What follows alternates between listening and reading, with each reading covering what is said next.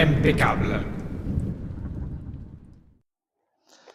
Eh bien bonjour, ici Feldo pour Tonnerre Impeccable, le podcast de jeux de rôle autour de l'univers de Warhammer.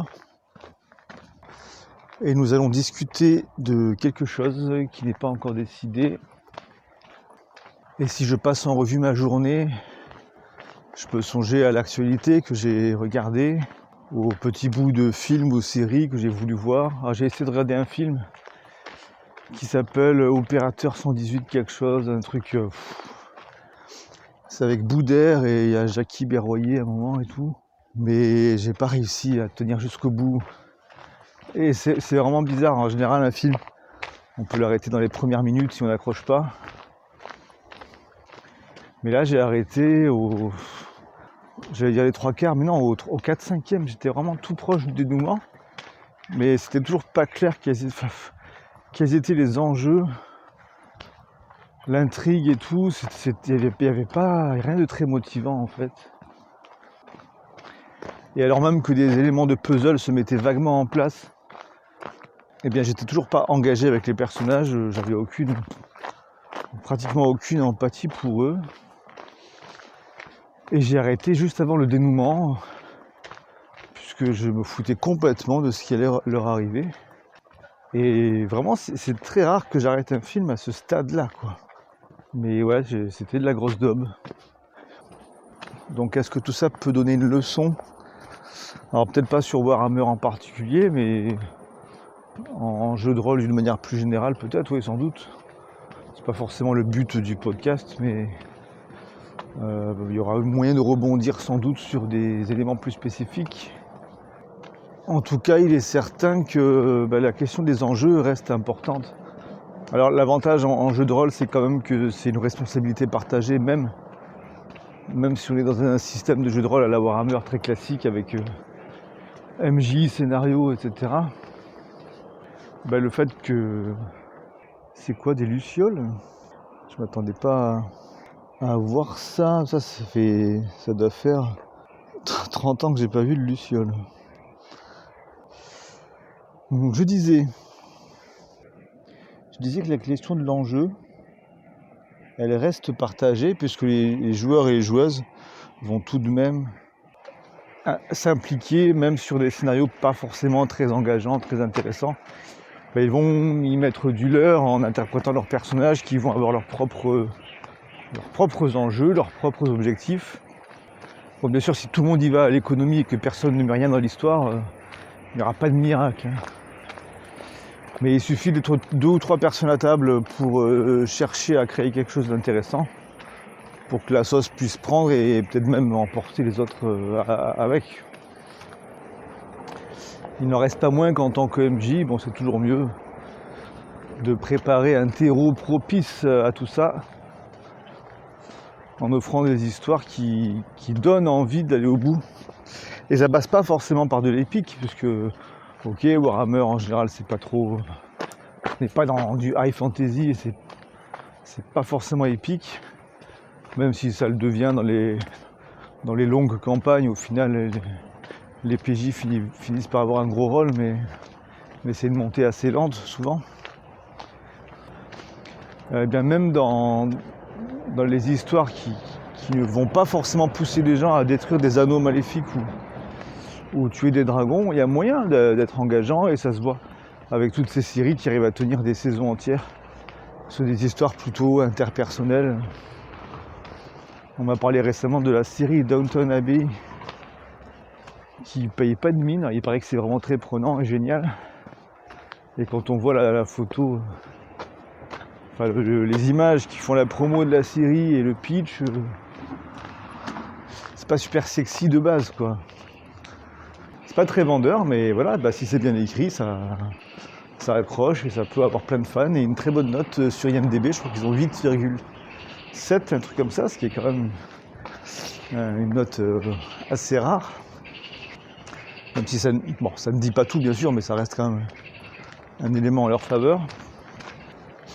Et en fait, qu'est-ce qui va créer de l'engagement ? Alors pour les séries, c'est une autre problématique, mais si on se recentre sur le jeu de rôle, l'engagement dans les jeux, il vient souvent du fait qu'on a des choix à faire et qu'on a la sensation, voire la certitude, mais la sensation suffit, que les choix qu'on fait auront un impact sur l'univers qui nous entoure. J'insiste sur la notion de sensation dans le sens où un scénario qui en vérité est très linéaire, s'il offre quelques moments de choix qui sont des pseudo-choix et qui ne changent pas radicalement le scénario, si c'est bien fait, on peut se laisser emporter et apprécier tout à fait. Il y a quand même un petit côté méta qui fait que beaucoup de joueurs et de joueuses qui connaissent bien le JDR sont au courant que dans bien des cas, ils n'ont pas une liberté totale. Et même les gens qui sont moins expérimentés auront été nourris avec plein de films d'Hollywood qui ont des structures souvent similaires et tout. Donc il y a une acceptation méta de ce genre de choses. Donc l'illusion du choix peut parfois suffire si c'est fait avec élégance. Et la réalité des choix, ça peut paraître plus noble, mais ça n'est pas forcément, puisque dans un jeu vraiment bac à sable avec des choix réels, il n'y a pas que dans le bac à sable qu'on peut faire des choix, mais je pense que cet exemple-là un peu extrême, ça peut donner des histoires tout à fait différentes les unes des autres, mais qui ne sont pas forcément plus intéressantes, puisque ce qui est plus difficile à gérer dans les aventures non scriptées, c'est le rythme, quoi. Et le rythme, ça fait quand même partie des choses qui font qu'on va avoir envie d'aller au bout d'une histoire, d'un film, ou qu'on aura envie de recommencer, etc. Là, le film que je citais tout à l'heure, c'était vraiment laborieux. Et pour autant, les films qui sont action sur action sur action, ça finit par être pénible aussi, quoi. C'est bien d'avoir un peu d'alternance. Je prends parfois l'exemple du film L'Empire contre-attaque, qui pour beaucoup de fans de Star Wars old school serait le meilleur de tous. Mais c'est vrai que je préfère l'ancienne trilogie, hein, mais je suis plutôt fan de Star Wars 4. Et Star Wars 5, j'ai pas dû le voir depuis... je n'ose pas dire combien de temps. Mais ça fait très très longtemps que je l'ai pas revu. Quand j'étais ado, j'avais découvert tous ces films-là et on faisait du GDR on faisait du Star Wars D6, donc à ce moment-là, je les ai vus plein de fois tous, quoi. Et pendant longtemps, à l'époque, mon préféré, c'était Le Retour du Jedi. Et l'Empire contre-attaque, clairement, il avait une ambiance vraiment dingue. C'est un film très marquant, hein, pour plein de raisons. Mais au niveau du rythme, il a des qualités et en même temps, disons que voilà, il y a de l'action, il y a des moments durs, il y a des moments... je sais même pas s'il y a des moments vraiment de joie et de réussite pour les gentils. Dans l'Empire contre-attaque, il n'y en a pas tellement, ils n'arrêtent pas de se faire défoncer, trahir et compagnie. Mais en tout cas, moi, dans ce film-là, c'est la visite de Dagobah qui me fatiguait un peu, quoi. Et même si c'est bien de mettre des moments comme ça calmes qui permettent de mieux apprécier des moments d'action, dans celui-ci, je sais pas, c'était peut-être trop de l'un et trop de l'autre pendant longtemps, et alors que dans Star Wars 4, l'alternance, je la trouvais plus intéressante, et Star Wars 4, je peux le regarder plein de fois, New Hope. Et l'Empire contre-attaque, je finirai par le remater, mais il me manque pas tellement, quoi. Bon, c'est pas une référence très warhammerienne, mais il n'y a pas encore de film Warhammer. Et les Seigneurs des Anneaux et tout, c'est encore un autre sujet. Donc voilà, Dagobah, en passant, petite pub pour la chaîne, c'est sur Instagram et sur YouTube, Benichou TV. Je trouve ça très drôle, il a beaucoup repris des scènes de Star Wars 4 justement et 5, quoi. Et entre autres Yoda. Bon, c'est de l'argot marseillais, c'est à peine compréhensible, hein. Moi qui suis marseillais, j'ai mis du temps à tout comprendre. Ça parle que de gens qui veulent aller acheter du shit et tout, c'est débile, mais je trouve ça très très drôle. Je vois un pêcheur là il doit être équipé avec une sorte d'alarme, je sais pas, il y a un bruit vraiment bizarre qui doit signifier qu'il a une touche, je sais pas. Bon. Revenons sur ce qui fait qu'on va s'attacher à une histoire.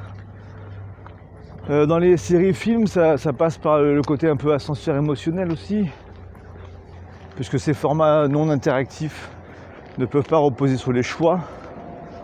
Bon, ils ont fait quelques expériences là-dessus, comme Bandersnatch et Kimi Schmidt et tout, mais enfin c'est pas les seuls, mais on n'est pas là pour parler de ça. Donc ça passe plutôt par un engagement émotionnel et intellectuel, éventuellement pour des séries peut-être un peu policières ou quoi, on peut essayer de comprendre petit à petit ce qui se passe, etc. Mais globalement, ça passe beaucoup par l'idée de s'attacher à des personnages et ressentir vraiment quelque chose quand ils ont des interactions qui sont dans le positif, le négatif. Alors souvent dans le négatif quand même, hein. Une grande partie des séries génère de la durée et des rebondissements à base de mensonges, quoi. C'est un des moteurs essentiels de l'écriture scénaristique, j'allais dire au moins américaine, mais même des séries françaises comme 10% ou Platane, la meilleure série du monde, même ces séries-là reposent sur le mensonge permanent. Et c'est amusant parce que si ça marche très bien pour les séries, ben en fait ça pourrait marcher en jeu de rôle, mais on n'en a pas tellement besoin. Le fait que ça soit justement interactif et que chacun puisse apporter sa pierre à l'édifice fait qu'il y a une richesse naturelle qui fait qu'on peut utiliser d'autres ressorts. Même si, bon, j'exagère, peut-être que j'idéalise un petit peu, il y a quand même du mensonge sous une autre forme, ou en tout cas des mensonges par omission, des vérités cachées, des mystères cachés par les MJ et que les joueurs et joueuses doivent découvrir, mais c'est quand même pas la même chose. On n'est pas sur le mensonge social des gens qui veulent préserver leur ego ou écraser les autres pour réussir, quoi. Et en fait, c'est peut-être même l'inverse. C'est peut-être plutôt quelque chose qu'on pourrait vouloir utiliser en JDR pour des jeux de rôle ou des scénarios, même dans Warhammer, plus orientés sur le drama et faire du soap opéra en quasi narratif. Sauf qu'en vrai, autour d'une table, ça peut être compliqué de gérer les mensonges, puisque ça repose beaucoup sur du méta.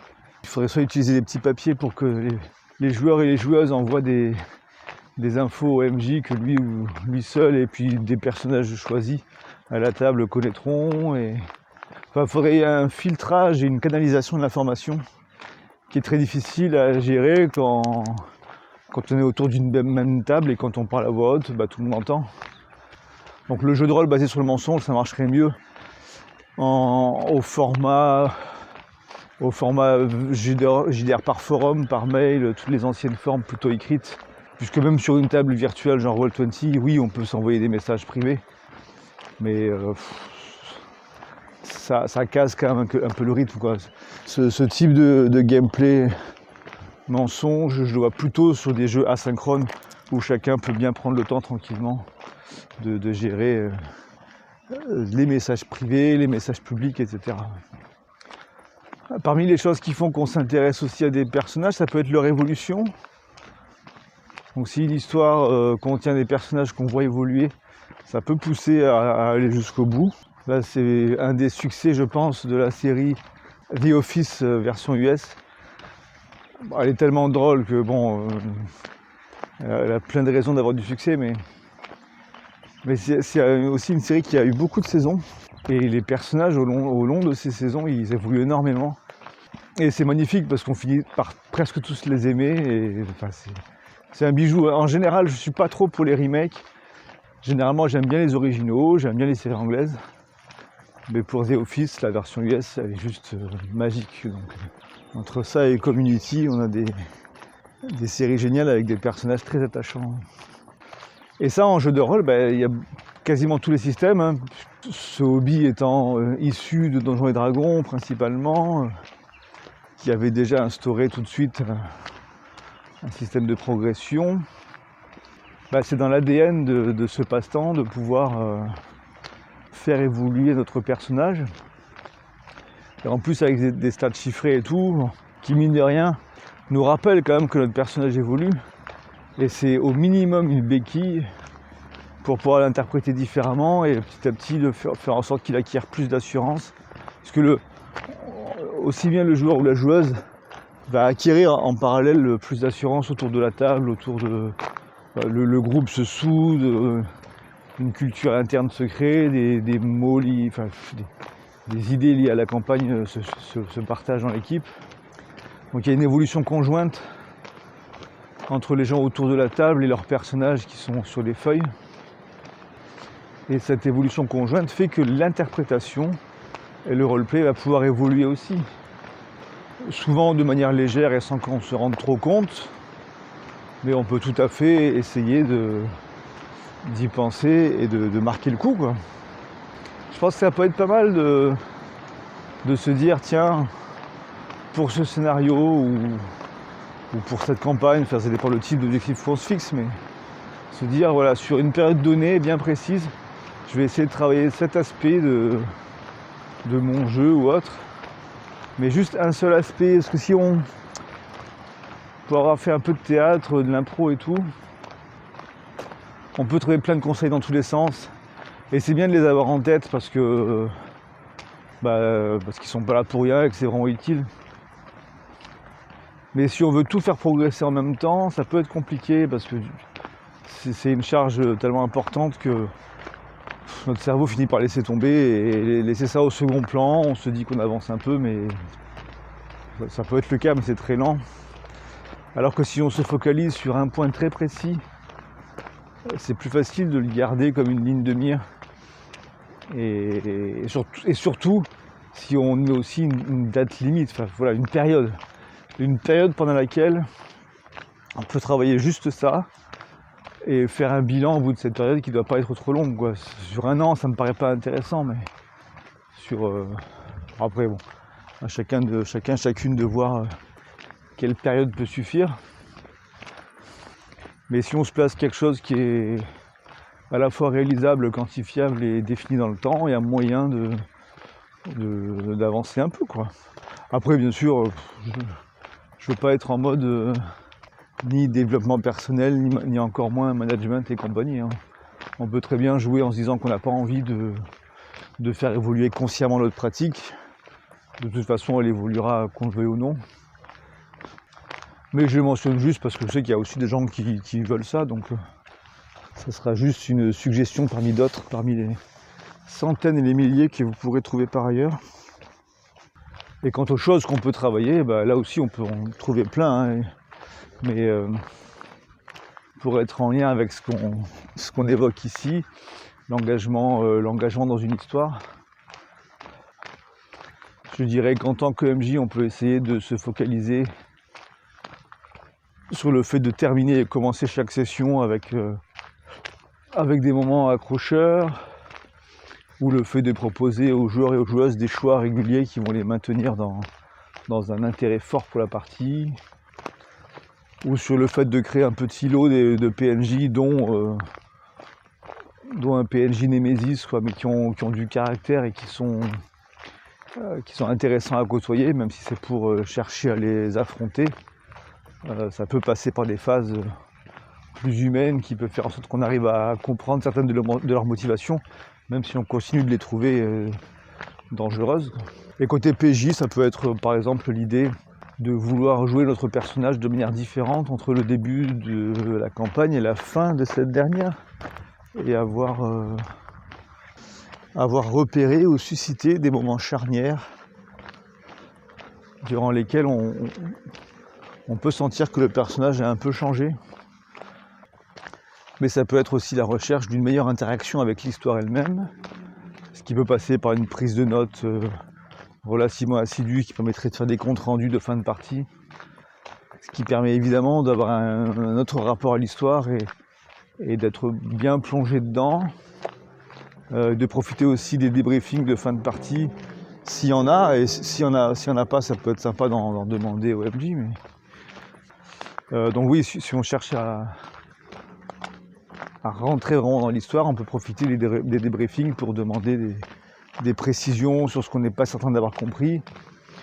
Et je pense qu'on peut se permettre d'argumenter pour des MJ qui seraient un peu récalcitrants à donner à répéter des infos ou à en donner un petit peu plus, un tout petit peu plus. Il y a quand même cette idée qu'on essaie de résumer en une session de jeu qui fait 3 ou 4 heures des événements qui sont vécus par des PJ pendant des heures bien plus, plus étendues, parfois des jours ou des mois en une seule session. Enfin des mois c'est rare, mais en tout cas des jours ça arrive fréquemment. Donc nos PJ qui pendant une enquête ou je ne sais quoi n'arrêtent pas de discuter entre eux d'un sujet, ils vont avoir beaucoup plus de facilité à se rappeler des détails importants et ce genre de choses. Donc c'est de bonne guerre, je pense, pour les MJ d'être prêts à répéter quelques petites choses en fin de session, voire d'ajouter un détail par-ci par-là qui n'aurait pas été mentionné mais que les PJ auraient forcément entendu, compris ou repéré, quoi. Et du coup, comme exercice, pour poursuivre le côté focalisation sur un objectif précis et quantifiable, en tant que joueur ou joueuse, on pourrait se dire que si on veut travailler cette application dans l'histoire, on va alors se sentir un peu co-responsable de son bon déroulement et de l'intérêt qu'elle peut avoir. Et ça peut passer par plein de façons de faire, hein. Soit le fait de proposer plein de plans, d'hypothèses sur la façon dont le groupe peut dénouer les enjeux. Ça peut passer par le fait de rédiger des chroniques de plus en plus roleplay entre guillemets, pour compléter les comptes rendus factuels avec des textes que pourrait avoir écrit le personnage lui-même, ce qui peut enrichir le monde, créer du méta, des gestes de troubadour et compagnie. Tout ça, c'est des éléments qui peuvent rendre une campagne mémorable, quoi. Après, bon, j'ai bien conscience qu'on est dans de l'effort qui peut sembler parfois superflu, mais bon, tout dépend du contexte, à vous de voir. Et pour reparler des choix que j'avais évoqués tout à l'heure en disant que c'était quelque chose d'important pour se sentir impliqué, si vous êtes côté PJ et que vous sentez que au niveau de votre MJ, c'est très linéaire et que vous ne sentez pas que vous avez la possibilité d'agir sur le destin de votre personnage et qu'il n'y a même pas d'illusion pour le laisser penser. Voilà, encore, c'est des choses qui peuvent être évoquées de manière utile en débriefing.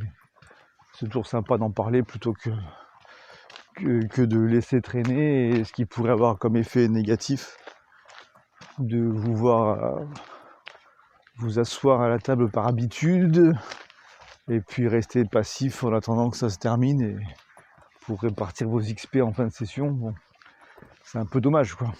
Alors après, tous les MJ ne sont pas prêts à entendre ça et le message ne passe pas toujours, mais ça vaut le coup de le faire de manière diplomatique autant que faire se peut. Mais en tout cas, bon, je veux pas du tout diaboliser les histoires linéaires. Je parle juste du fait que ça peut quand même se nuancer et que c'est important d'avoir au moins quelques choix qui font qu'on se sent participer à un jeu et qu'on n'est pas simplement en train de regarder un film. Je vais m'arrêter là pour ces sujets. Finalement, je suis plutôt resté dans du général, c'est un peu dur d'aller dans du spécifique à Warhammer là-dessus, mais j'espère que ça aura été utile quand même. Et je vous dis à une prochaine fois. Tchuss.